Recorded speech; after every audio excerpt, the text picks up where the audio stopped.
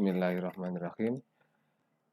Terima kasih. Dalam kesempatan kali ini saya akan mempresentasikan untuk RPP yang telah saya buat. Ini pada RPP yang saya buat yaitu tema kelas 6 semester 1, tema 3, subtema 1, kemudian mata pelajaran ilmu pengetahuan alam. Materi pokok rangkaian seri pertemuan kedua, alokasi waktu 2 kali 35 menit. Kompetensi inti menerima dan menjalankan ajaran agama yang dianut. Yang kedua, menunjukkan perilaku jujur, disiplin, tanggung jawab, santun, peduli, percaya diri dalam berinteraksi dengan keluarga, teman, guru, dan tetangga. Yang ketiga, memahami pengetahuan faktual dengan cara mengamati, mendengar, melihat, membaca, dan menanyakan berdasarkan rasa ingin tahu tentang dirinya, makhluk ciptaan Tuhan dan kegiatannya, dan benda-benda yang dijumpinya di rumah dan di sekolah. Yang keempat, menyajikan pengetahuan faktual dalam bahasa yang jelas, sistematis, dan logis, dalam karya estetis, dalam gerakan dan mencerminkan anak sehat, dan dalam tindakan yang mencerminkan perilaku anak beriman dan berakhlak mulia. Itu adalah kompetensi inti. Selanjutnya kompetensi dasar. Kompetensi dasar 3.4 mengidentifikasi komponen-komponen listrik dan fungsinya dalam rangkaian listrik sederhana. Indikator pencapaiannya 3.44 menganalisis rangkaian listrik seri. Ini kategori C4. Kemudian 3.4.5 merinci fungsi rangkaian listrik seri dalam kehidupan sehari-hari. Kategorinya C4. Kemudian kompetensi dasar keterampilan yaitu 4.4 melakukan percobaan rangkaian listrik sederhana secara seri dan paralel. Adapun tujuan pembelajaran, melalui literasi, siswa dapat menganalisis rangkaian listrik seri dengan benar. Critical thinking C4, melalui pengamatan video, siswa dapat merinci tentang kelebihan dan kekurangan rangkaian seri dengan benar. Yang ketiga, melalui ceramah, siswa dapat menganalisis penerapan rangkaian seri dalam kehidupan sehari-hari. Ini juga termasuk critical thinking. Kemudian yang keempat, melalui pengamatan gambar, siswa dapat merencanakan bentuk rangkaian seri dengan benar. Kemudian, dan yang kelima, melakukan eksperimen, siswa dapat membuat rangkaian listrik seri dengan penuh tanggung jawab. Adapun model pendekatan dan metode, modelnya discovery learning, kemudian pendekatan saintifik, yang ketiga metode menggunakan ceramah, diskusi, dan eksperimen. Materi rangkaian listrik meliputi pengertian rangkaian listrik, kemudian kelebihan dan kekurangan rangkaian listrik, dan yang terakhir contoh penerapan rangkaian listrik dalam kehidupan sehari-hari. Adapun kegiatan pembelajaran di sini, yang pertama kegiatan pendahuluan. Di dalam kegiatan pendahuluan ada orientasi, persepsi, dan motivasi. Dalam orientasi, guru mengucapkan salam dan menanyakan kabar siswa. Kemudian guru mengajak siswa berdoa. Ini kategori religius. Kemudian guru mengecek kehadiran siswa. Dan yang terakhir, guru mengajak siswa menyanyikan lagu Indonesia Raya sebagai bentuk rasa nasionalisme. Dalam persepsi, guru bertanya jawab, yaitu menanyakan tentang benda yang Pak Guru bawa, yakni senter. Kemudian menanyakan jenis rangkaian apa yang ada di dalam senter, karena pada pertemuan sebelumnya sudah disinggung bahwa rangkaian tertutup itu dibagi menjadi dua, yakni rangkaian seri dan paralel. Namun di pertemuan satu hanya pengenalan saja, tidak pendalaman.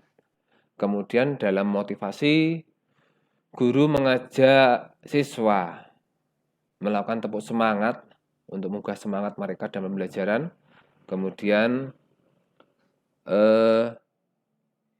guru mengaitkan materi yang dipelajari dengan pengalaman peserta didik dengan materi sebelumnya, dan guru menyampaikan tujuan pembelajaran. Pada tahapan inti ini dibagi menjadi 6 tahap. Yang pertama tahap pemberian rangsangan, yang kedua pernyataan, dan yang ketiga pengumpulan data, yang keempat pengolahan data, yang kelima pembuktian, dan yang keenam kesimpulan atau menarik kesimpulan. Pada tahap pemberian rangsangan, langkah awal pertama guru yaitu membudayakan literasi. Guru menyuruh siswa membaca materi yang ada di buku. Kemudian guru mengajak siswa menyimak sebuah video tentang materi rangkaian seri. Kemudian memasang gambar rangkaian seri. Guru bertanya tentang komponen listrik yang ada pada senter. Setelah itu siswa menjawab, mengadakan komunikasi dengan siswa, dan untuk lebih memperdalam materi, guru membagikan LKPD kepada siswa. Kemudian setelah itu guru memberikan penjelasan juga terhadap LKPD tersebut, baik langkah-langkahnya. Kemudian setelah ada tanya jawab tentang materi yang tadi, yang baik tentang video maupun yang ada di literasi bacaan materi, kemudian guru membagi siswa ke dalam beberapa kelompok. Di kelas saya ada 26 siswa, rencana saya bagi antara 4-5 siswa per kelompok. Kemudian setiap kelompok akan saya berikan komponen listrik. Kemudian saya berikan masalah bagaimana komponen listrik itu bisa disusun dengan menggunakan rangkaian seri. Selanjutnya, para siswa akan berdiskusi sendiri dengan mencari informasi baik di materi di buku maupun di video tadi, bagaimana membuat rangkaian seri itu. Jadi kami berikan sebuah masalah tentang cara untuk merangkai komponen itu menjadi rangkaian listrik, dan siswa sendiri mencari sumber materinya. Bagaimana ini caranya merangkai? Begitu. Kemudian pada tahap yang keempat, pengolahan data, guru menyuruh siswa menulis hasil analisis gambarnya. Kemudian guru juga menyuruh siswa menulis hasil percobaan rangkaian listrik. Tentunya di sini menulis kendala apa saja yang dihadapi dalam menyusun tadi, apakah ada gangguan dari kelompok lain atau mungkin ada kabel atau lampu yang tidak menyala. Itu kami tanyakan pada anak-anak juga. Kemudian setelah itu guru menyuruh siswa untuk tahap pembuktian. Apakah rangkaian yang dibuat tadi itu menyala enggak listriknya itu. Kemudian setiap kelompok akan mempresentasikan tentang percobaan tadi. Dan pada tahap yang keenam, menarik kesimpulan tentang materi yang sudah disampaikan tadi. Memberikan penguatan juga. Jadi dari hasil percobaan tadi, ternyata rangkaian seri itu ketika lampu satu mati, yang lain tidak bisa menyala juga. Kemudian cara menyusunnya juga mudah karena tidak bercabang, hanya satu jalur dalam melewati arusnya. Itu salah satu nanti ditarik kesimpulan sebagaimana pembelajaran yang sudah dilaksanakan. Dan yang terakhir kegiatan penutup. Sebelum kegiatan penutup, dalam kegiatan penutup ini, guru melakukan refleksi pembelajaran bagaimana dengan hasil percobaan tadi, menyenangkan apa tidak. Kemudian ada hal-hal yang perlu dipertanyakan. Guru terus menjalin komunikasi dengan siswa. Dan yang terakhir ketika sudah ada refleksi dan kesimpulan, kemudian guru membagikan soal evaluasi. Guru memberikan batasan waktu untuk menyelesaikan soal tersebut. Setelah itu, setelah waktunya selesai, Pak Olin. Nggih, sudah cukup. Nggih. Monggo bener. Ngelak ya. Ini masih aku ini untuk Pak Mahmud tadi sudah dipresentasikan kaitannya dengan RPP. Ini mata pelajarannya saya dengar katanya kanal listrik itu apa Pak? IPA. Nggih. Halo? IPA. Halo, nggih. Iya, Bu, IPA. putus-putus kayaknya nggih, napa kula nggih? Nggih. Memang sinyalnya kurang bagus, Pak.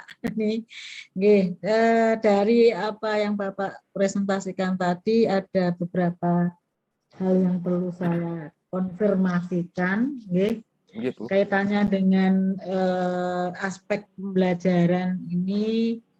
Kalau tadi dijelaskan bahwa indikatornya kan meliputi dari aspek kognitif, afektif, dan motorik gitu nggih Pak? Iya Bu, melakukan percobaan. Nah, ini kalau dari aspek kognitifnya kan tentang pengetahuan konsep tentang listrik, ya. Iya. Kemudian yang kedua keterampilannya mungkin bisa merangkai listrik seri, gitu toh, lewat percobaan. Iya. Yang ini Pak, saya tadi belum dengar tentang sikapnya apa Pak? Yang ingin dicapai, indikatornya apa ini? Oke, sikap di sini tentang keaktifan, Bu. Keaktifan ketika mengikuti kegiatan diskusi tadi. Itu bisa dilihat dari apanya, Bu? Dari diskusinya begitu, sikap. Iya, jadi ketika mereka melakukan diskusi, kita juga melakukan pengamatan dan juga pembimbingan kepada siswa. Tentunya dalam diskusi itu kita tahu sendiri bahwa anak itu dalam hal bersikap itu adanya seusil. Nah, di situ nanti kita bisa menilai sikap keaktifannya, kemudian keterampilan dalam membuat itu rangkaian. Di situ, Bu. Sikapnya itu saya. Itu kalau indikator apa sesuai, Pak? Karena indikator itu ada rumusnya, nggih. Rumusnya kan A, B, C, D. Masih ingat Pak Holil, rumus membuat indikator itu A, B, C, D. Audien, degree, kemudian condition apa Pak? Behavior, condition, dan degree. Coba Bapak rumuskan untuk indikator sikapnya apa di sini, Pak? Untuk audiennya siswa, Bu. Iya, nggih. Untuk behaviornya itu dapat menganalisis, Bu. Apa menganalisis itu sikap, nggih, Pak? Apa itu bukan, coba, menganalisis.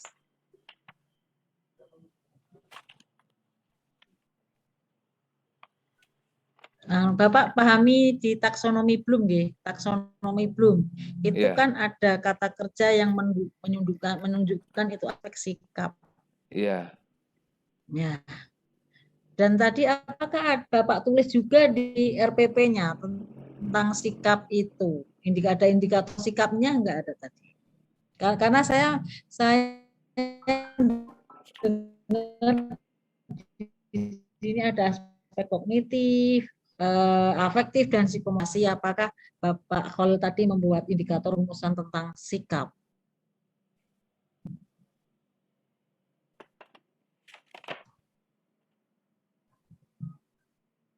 Jadi kalau ini kaitannya dengan listrik seri itu mestinya di sini tidak mencakup aspek apa afektif Pak, sikap, tapi lebih mengarah kepada kognitif dan psikomotorik. Karena anak dituntut untuk bisa merangkai, nggih, pertama. Iya. Karena mengetahui dulu apa itu. Dengan metodenya ada eksperimen tadi. Itu lebih mengarah ke sana. Ya, mengetahui kan itu kognitif, nggih, ranah kognitif. Jadi arahnya ke kognitif dan psikomotorik. Begitu Pak Khalil, itu yang relevan, nggih. Yang relevan indikatornya seperti itu. Kalau sikap itu nanti mau dibikin kaitannya dengan evaluasi, monggo. Evaluasi, tapi untuk ranahnya indikator ini nggak masuk. Gitu. Oke Pak Khalil, saya lanjutkan berikutnya. Tadi Pak Holil menyinggung kalau ini coba kan pendekatan pembelajaran sekarang kan ada PBL dan ada PJBL nggih Pak Holil. Nggih. Nyun sewu. Sudah perso itu PBL dan PJBL. Nggih, Bu. Nggih. Nah, karena ini kaitannya tadi Bapak menggunakan metodenya eksperimen. Nah, ini Pak Holil menggunakan PBL atau PJBL? Eksperimennya PBL, Bu. PBL. Berarti ini sekedar solusi, memecahkan masalah dalam persoalan problem listrik begitu. Iya, dia memecahkan masalah, tetapi kan kita juga memberikan masalah dulu, Bu. Nggih, betul, sebatas itu ya. Iya. Nggih. Kan beda Pak dengan PJBL. Jadi kalau PBL itu kan sekedar memecahkan masalah dari materi yang diberikan yang bersifat problematis. Tapi untuk PJBL itu kan beda, Pak. PJBL kan ada produknya dari materi yang diberikan. Jadi penyelesaian masalah itu ada hasilnya atau produknya, begitu. Nek ada produknya ini relevan Pak dengan metode yang digunakan di sini eksperimen. Ya, misalnya membuat rangkaian seri listrik apa, itu ada dibuktikan, oh ini rangkaiannya, itu namanya PJBL. Tapi kalau PBL itu mengatasi misalnya ketika listrik konslet, lah itu kan hanya sekedar menyelesaikan masalah begitu. Tidak ada produknya, Mas Ibu. Tidak ada produknya. Ya, mohon Pak Holil untuk bisa memperdalam lagi tentang PBL dan PJBL. Karena ini karena metode pendekatan pembelajaran itu pakai itu sekarang. Oke. Saya kira cukup. Pak Holil bawa Al-Quran? Oh, bawa, Bu. Sudah siapkan sesuai dengan instruksi Pak Rasimin. Coba, ya. Coba Pak Holil buka di juz 13. Juz 830 saja, 13. Coba Pak Holil baca surat Nggih. Bismillah, 6.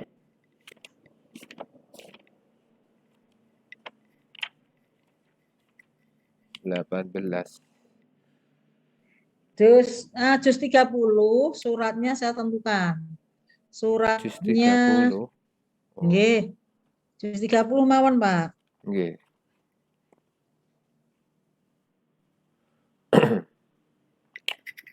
Quran surat Al-Bayyinah. Al-Bayyinah. Oh, nggih, Bu. Panjang ini. Coba dibaca, Pak. Nggih, Bu. Ini nembe cari suratnya. 19.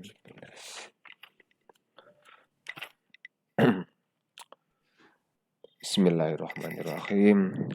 A'udzu billahi minasyaitonir rajim. Bismillahirrahmanirrahim. Lam yakunil ladzina kafaru min ahlil kitabi wal musyrikina munfakkina hatta ta'tiyahumul bayyinah. Rasulun minallahi yatlu suhufan mutahharah fiha kutubun qayyimah wa ma tafarraqal Bon, cukup Pak, Bon. Sampun Pak, sampun. Coba Pak Holil, saya hanya ingin memasuk pada tajwidnya Pak. Di sini ada di ayat yang pertama. Lam yakunil ladzina kafaru min ahlil kitab. Min ahlil kitab itu bacaan apa Pak? Min ahlil kitab. Idhar halqi karena ada nun sukun bertemu hamzah. Ya, oke. Artinya apa Pak? Min ahli. Idhar kol halqi ini artinya apa? Jelas, Bu. Yang kedua, ini bacaan tanwin atau non mati juga. Kaitannya dengan Rasulum. Nah, Rasulum minallahi. Ini bacaan apa, Pak? Rasulum minallahi. Gunah, Bu. Tuliskan surat ini Al-Kautsar. Kan hanya 3 ayat itu. Surat Al-Kautsar. Nggih, Bu. Pak Holil, ini masih rangkaian seri dan paralel. Iya, Bu. Tidak pindah ke lain hati. Enggak, Bu. Coba mendalami nanti untuk UKIN. Pakai Discovery Learning, nggih? Nggih. Coba saya tanya sekarang. Bagaimana mendesain materi rangkaian seri dan paralel menggunakan Discovery Learning? letak discovery learning-nya di sebelah mana? Ya semuanya Bu. Di kegiatan Ya, ini tuh semuanya iya, discovery tolong learning. dijelaskan, tolong diceritakan. Bismillah. Ya, untuk langkah-langkah secara global penggunaan discovery learning pada kegiatan materi rangkaian listrik, yang pertama tentunya pemberian rangsangan atau stimulus. Guru ini memberikan mulai kegiatan pembelajaran dengan mengajukan pertanyaan, anjuran buku, kemudian yang mengarah pada pemecahan masalah. Kemudian pernyataan identifikasi masalah. Di sini saya memberikan kesempatan kepada anak-anak untuk mengidentifikasi sebanyak mungkin tentang pengetahuan komponen-komponen listrik dan juga nanti penerapannya atau merangkainya. Kemudian pengumpulan data. Dalam pengumpulan data seperti yang sudah saya sampaikan tadi di RPP,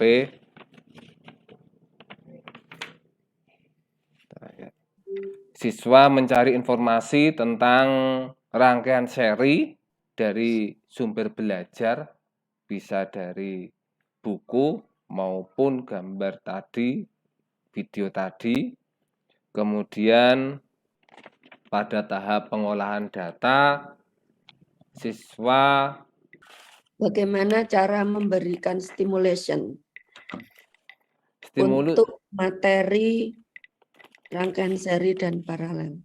Stimulus kita berikan dengan berupa pertanyaan-pertanyaan dulu terkait dengan satu, yang pertama materi yang sudah kita pelajari, kemudian yang kedua tentang benda yang saya bawa itu, kemudian untuk merangsang. Bendanya apa yang dibawa ini? Senter Bu. Oh, senter. Selain senter apa? Mpane senter kok jadi andalannya Pak Kholil. Yang lain apa? Rangkaian listrik yang sudah saya buat Bu. Ada enggak bentuk alat-alat yang lain selain senter? Ada yang setrika, bisa, setrika itu menggunakan rangkaian listrik. Ya, setrika, kulkas itu menggunakan rangkaian seri Bu. Kemudian lampu 17 Agustus, lampu Natal itu yang saya itu bisa maksudkan. Bu. Okay. Ya, itu kan lebih real kan, lampu 17 Agustus. Misalkan tidak bisa dibawa lampunya, minimal kan ada gambarnya. Bisa Bu, insya Allah bisa saya usahakan itu kalau lampunya. Lampu yang kelap-kelip itu, lampu manten itu ya? Iya. Oke.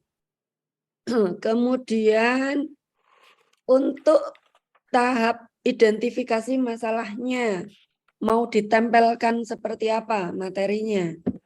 Tadi menganalisis gambar rangkaian seri. Ada enggak? Contohnya begini, kalau satu mati maka mati semua, dan untuk paralel biasanya sebaliknya gitu kan. Ada enggak yang lain dari yang itu? Biasanya itu kan langsung ketebak kan oleh siswa. Nah, selain yang itu ada enggak? Ada. Pada rangkaian seri itu lebih mudah diperbaiki Bu. Nah, itu loh. Itu yang nanti diberikan kepada siswa bagaimana mereka bisa menemukan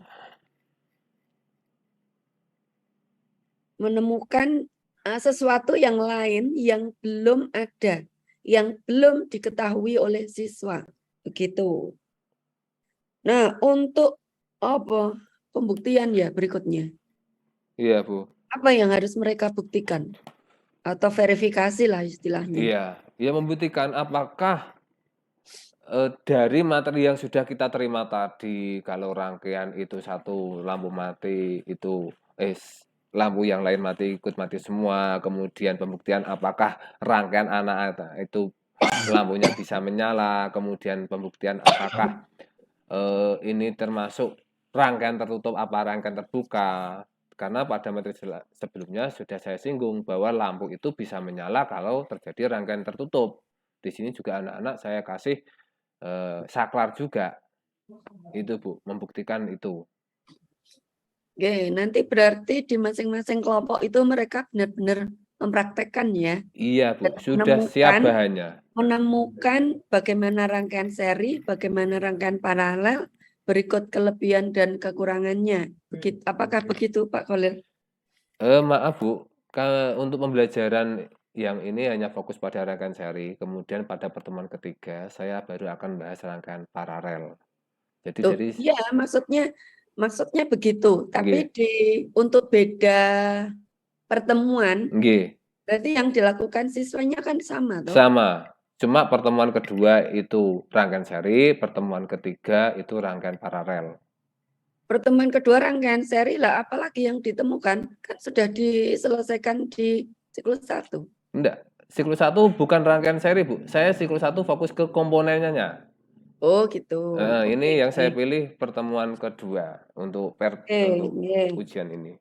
Ya, saran saya begini. Dari masing-masing tahap, masing-masing sintaks untuk discovery learning, jangan melupakan proses penemuan yang harus dilakukan oleh siswa. Karena itu rohnya discovery learning. Ngeten nggih? Dari jangan gitu. Dari masing-masing tahap jangan melewatkan proses penemuannya. Intinya discovery learning itu kan menemukan sesuatu yang belum pernah dipelajari oleh siswa, menemukan hal yang baru. Contohnya itu tadi, Pak. Mereka tahunya kan kalau seri itu lek dipateni siji mati kabeh. Ya, Ngaten itu. Nggih. Paralel sebaliknya. Nah, ada sesuatu yang baru yang bisa ditemukan oleh siswa kaitannya dengan rangkaian seri atau rangkaian paralel. Jadi nanti RPP-nya Pak Khalil itu benar-benar menggunakan, ada jaminan menggunakan discovery learning. Baik, mungkin itu saja dari saya.